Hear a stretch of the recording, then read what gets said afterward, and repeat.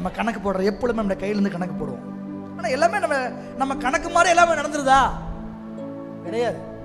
என்னமோ தெரியல, எல்லாமே நம்ம கணக்கை தாண்டி தான் நடக்குது. நம்ம வீடு கட்டுறோன்னு உட்காந்து பட்ஜெட் போடுவோம். யாராவது போட்ட பட்ஜெட் வீட்டை முடிச்சிருக்கோமா? யாராவது அப்படி இருந்தால் அவங்களுக்கு டாக்டரேட் பட்டமே கொடுத்துடலாம், போட்ட பட்ஜெட்டுக்குள்ளே முடிச்சிட்டேன்னா. ஏன்னா இந்த டைல்ஸில் பார்த்தா ஏறும், அதில் பார்த்தா ஏறும், அப்போ அதுக்கு மாறும். எல்லாத்துக்கும் மாற்றி மாற்றி மாற்றி மாற்றி மாற்றி பார்த்தீங்கன்னா போட்ட பட்ஜெட் ஒன்று. கல்யாணம் அப்படி தான், இதுக்குள்ளே முடிச்சுன்னு நினைப்போம், ஆனால் மேலே தான் ஆகும். உங்கள் வாழ்க்கையில் சில திட்டம் பண்ணியிருப்பீங்க, இந்த திட்டத்தை தாண்டி போயிருக்கோம். நிறைவேற்ற போகிறோமா, முடிக்க போகிறோமா இல்லையா, இதை எப்படி சந்திக்க போகிறோம், பிள்ளைகளோட படிப்பு விஷயத்தை இப்படி தான் பிளான் பண்ணோம், ஆனால் நடக்கிறது வேறு மாதிரி நடக்குது.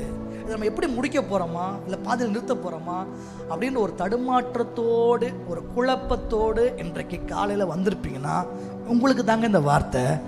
என் கரம் குறுகி போயிடுச்சா, நான் சொன்ன வார்த்தையை நிறைவேற்றனா இல்லையா என்று நீ பார்க்கும்படிக்கு நான் செய்ய போகிறேன், என் கை குறுகி போகவில்லை என்று உங்களை தேவையை சந்தித்து நடத்துகிற தேவனாக நம்முடைய தேவன் இருப்பார். என் வருமானம் ஒரு வேளை குறைந்து போகலாம், என் பலனு குறைஞ்சி போகலாம். இன்றைக்கி இருந்த பலன் நாளைக்கு இருக்க போகிறதில்ல.